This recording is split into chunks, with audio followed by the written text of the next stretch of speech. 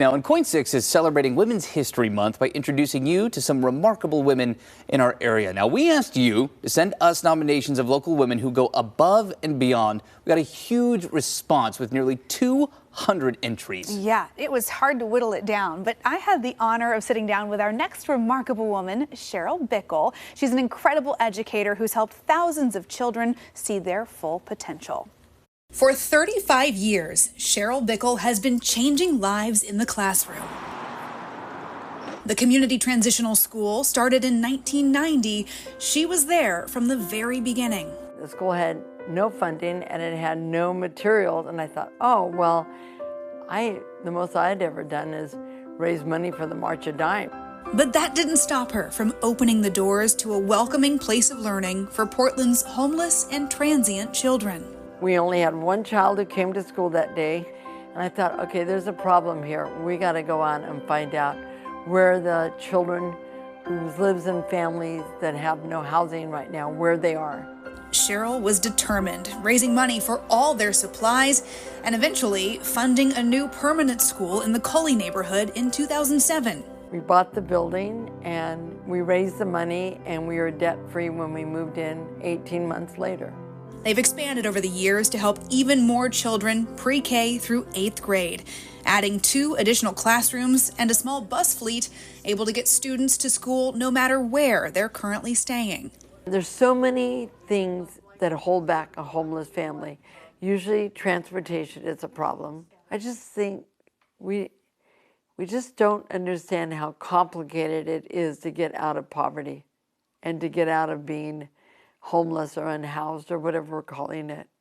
Now, it is really hard. Yeah. Working as both a teacher and the school's principal, she teaches multiple grades in one classroom. We're not a big staff, and we have a big job, so we use it all. Yeah. We help each other. Yeah. Sort of a family. A family who does so much more than teach. Students eat breakfast and lunch together every day, celebrate holidays together at school. And for many, it's the first time in their young lives they get to establish a routine. Probably as important as academics is helping the kids have faith in themselves. Working with them to accept the challenge, to accept their life as it is right now. It doesn't have to be that way forever. Cheryl was nominated by our 2020 Remarkable Woman, Joan Dalton. I'll tell you, being the principal, because I've been one, and it's a lot of work. And she's also a full-time teacher. So she is carrying a big load. But the thing about her is she's so open and sharing. It's her passion. It's not a job, it's her passion. I think we do a good job because we focus on what will really help them when they leave us. That's our goal. To be able to step in at that point in a child's life, you know, in a young age, or even when they're teenagers, to come in and be that presence to say, I believe in you, you can do this. What do you think that does for a child? You try to let them know that they have the power within themselves to succeed and to not be invisible and to be a part of the group and to be responsible to the group. We all probably have become who we are by people believing in us. Cheryl has been that person for thousands of students, and for that, she is a remarkable woman.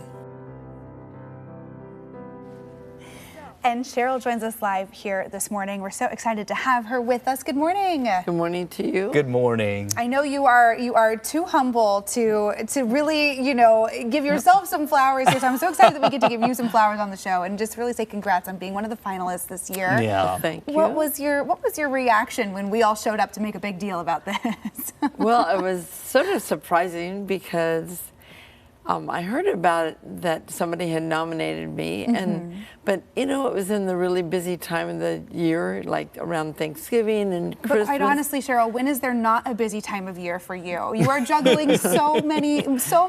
Well, it's extra busy then. Extra busy with all I of had the school. forgotten about it, and then somebody said, "Well, you need to call this person at Coin." And I said, "Okay, maybe."